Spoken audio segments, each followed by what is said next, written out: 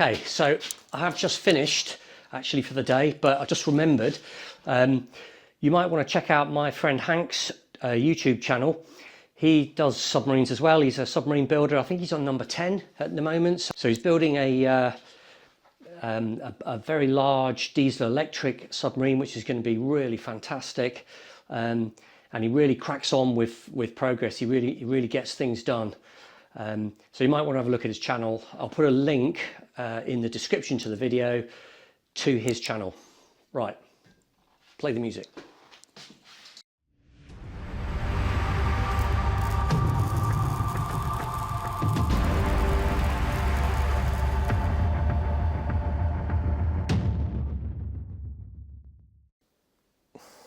Okay, what I'm going to do today is I'm just going to do a little scrubber experiment because I've never had that good performance with my CO2 scrubber. So I just show you the different ones that I've got. So I've got this one that I bought, I've got this one that I made, I've got this one which is a bought one for a what do they call it, medical anesthesia machine, and this one's a manual one that I use with a mouthpiece and a hose, and that one works really well. So I always know that I can remove CO2 if I need to, but this I have to breathe through manually. So what I'm going to do is, first of all, I've bought a different type of fan which one of the other guys in the club uses, and this is a much better quality fan. There's no gaps around the edge, so it's properly sealed, whereas this one that's on here is not. So I'm going to replace this with this one, do an experiment with that one. I've got various different types of scrubber material. I've got the spherical one, which is the same as that. I've got a 2 to 5 mil granule one, and then I've got a finer one. What is this? 1 to 2.5 mil granules, and this is a diving rebreather grade. So I've got various options. The other thing I've got is this thing, which I just saw the other day, and it's a fish tank thing. It's carbon dioxide remover for a fish tank skimmer, whatever that is. But when you look at the ingredients, it's the same stuff. It's okay. And the last one I've got is actually this. This is a scrubber canister off a rebreather. This is from a military rebreather. I think it's called, the rebreather model is a Viper or something. I've never heard of it. Very similar to the radial scrubber, except it's all in this sealed box or sealed container. So I'm going to give this one a go as well. I mean, this, you are supposed to breathe through it as opposed to a fan, but it's very nicely made. So there's the lid, and then there's the inner container. So I'm going to try that out, and I'll put the diving grade absorbent into that.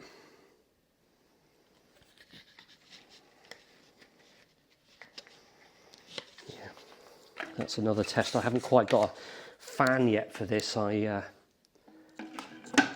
I've ordered one, but it's not here. So that seals in there with an O-ring, and then you turn it. So that's really nice. I'm buying a few kind of different fans. What I wanted is one like this that is like literally like an inline blower. This is the wrong voltage because I'm at 24 volts. This is 12. So I've been sort of trying to get, I've got another fan. This actually comes out of here. This fan unit. So I've tried to get a 24 volt one that's the same size to fit in there, but it's not here yet. I mean, I know it's not going to be that very difficult to just cobble something onto there, but I want it to be sort of half decent. So I'm looking forward to testing that one out. I've got that one. You know, this is where I need a 3D printer to print a little thing to screw in there. I've been meaning to get one for ages. Or a couple of these little ones, a bit too small.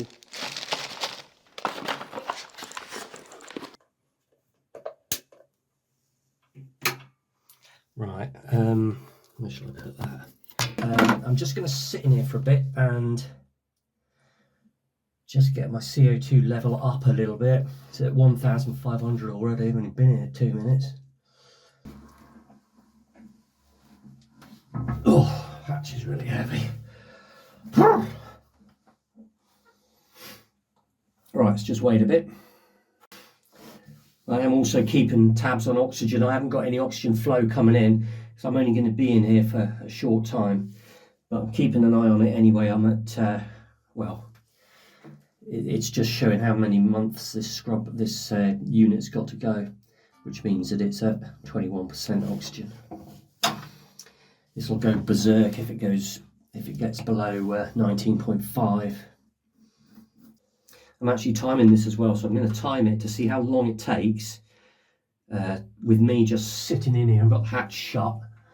How long it takes to get to 7,000, which is what I'm aiming for. Got no scrubber on the go at the moment. I'm going to go for 7,000, and I'm going to try and drop it right back down, see how quick it takes, and compare the different scrubbers. It's not a proper test because really I ought to be in here with it, but it's very onerous and boring just sitting in here. So I think this is a sort of a compromise. I've got a couple of fans in here as well to help circulate the air. So those are the fans on. There's one there at the back and there's one here. They're just like 24 volt cheapy fans. I've also got this massive one, which is a blower, boat blower.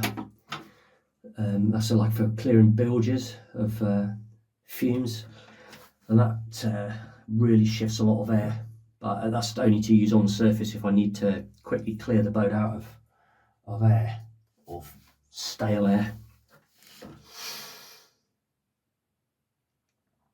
5:02 we're at now. How long we've been? 6 minutes. It doesn't take long to creep up. Right, so we're creeping up to 7,000 now. I think the alarm might go off at this actually. Not sure what I got it set at.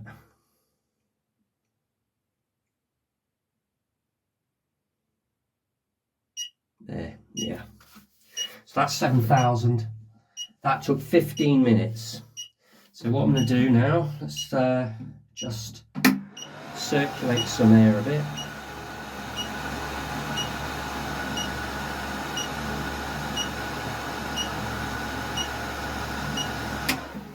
I'm going to put that, oxygen by the way hasn't moved. Put that there so I can see it. I'll put the scrubber right here in the middle. Up. Let's get this going.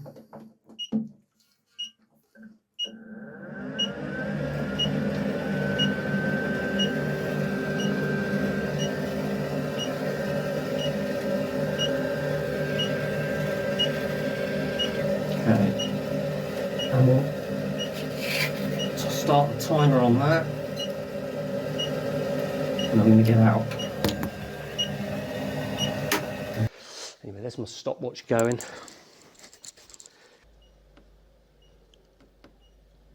Okay, so that is coming down now as I would expect, but there's nobody in, obviously. If only I had a source of CO2 that I could just put in there.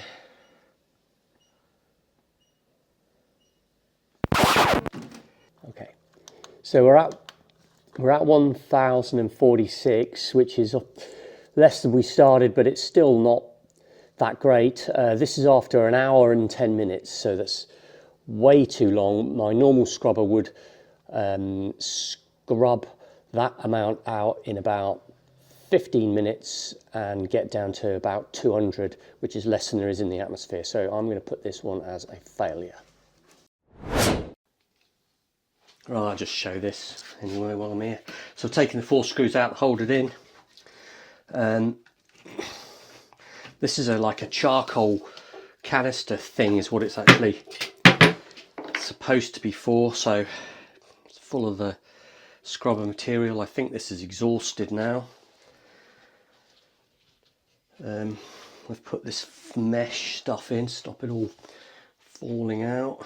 But what I'm going to do is change the fan. Oh dear, stuff everywhere.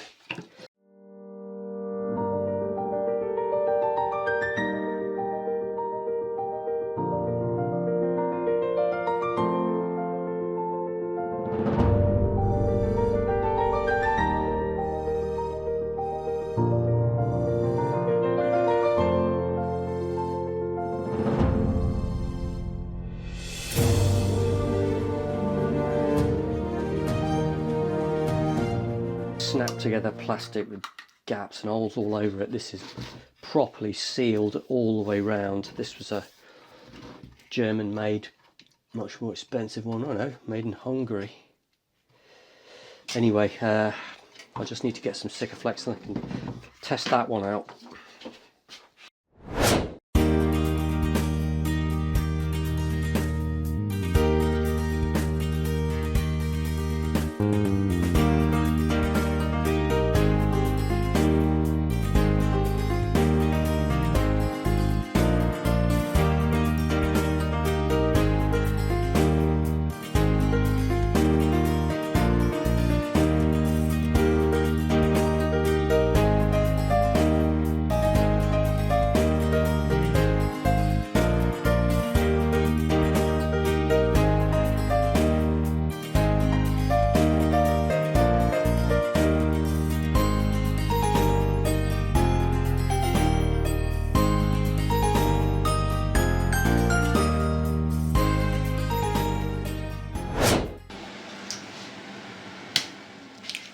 All right, different plan.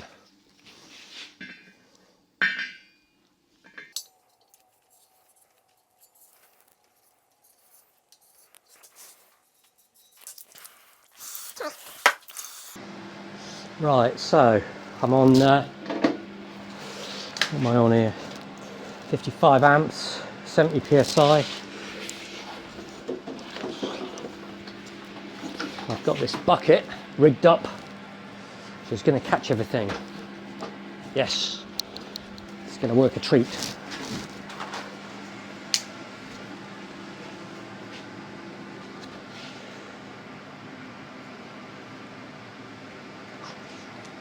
So I'm not going to cut right on that. I'm going to cut a little bit inside of that, and I'm just going to finish it all up, the thing off by hand. That's the idea anyway. Right, just hope we don't set the place on fire.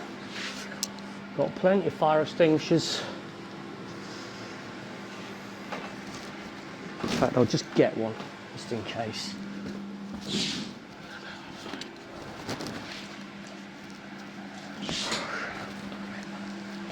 You never know. Right. Go around there.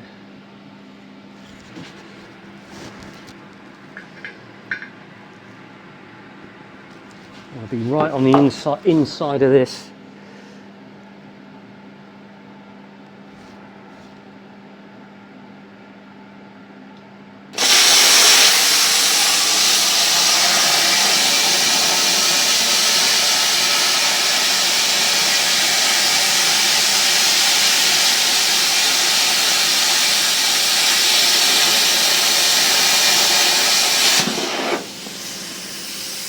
I thought it worked.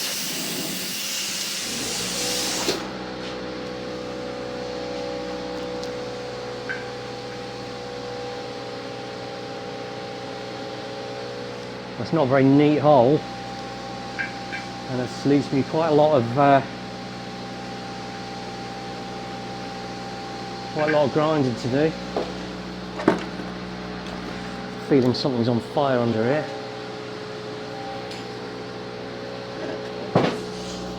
No. You really think so?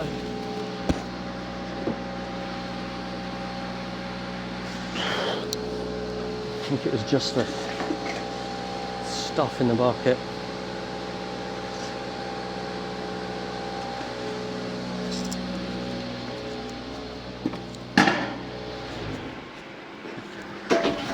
Ooh, shit.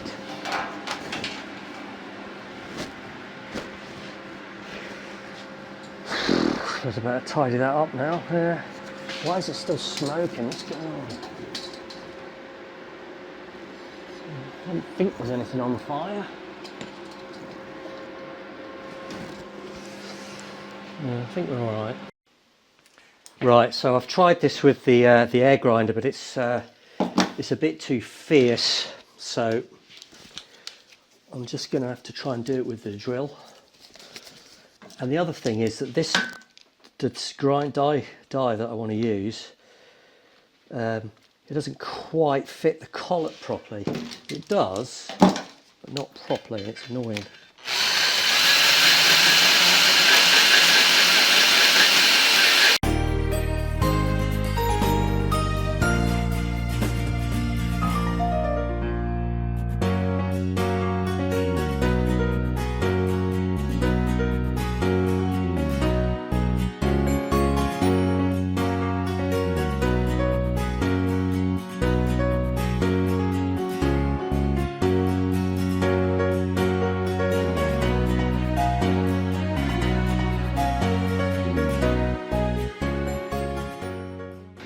Oh.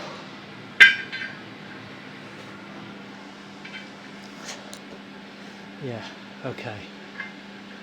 I think that's it. Finally.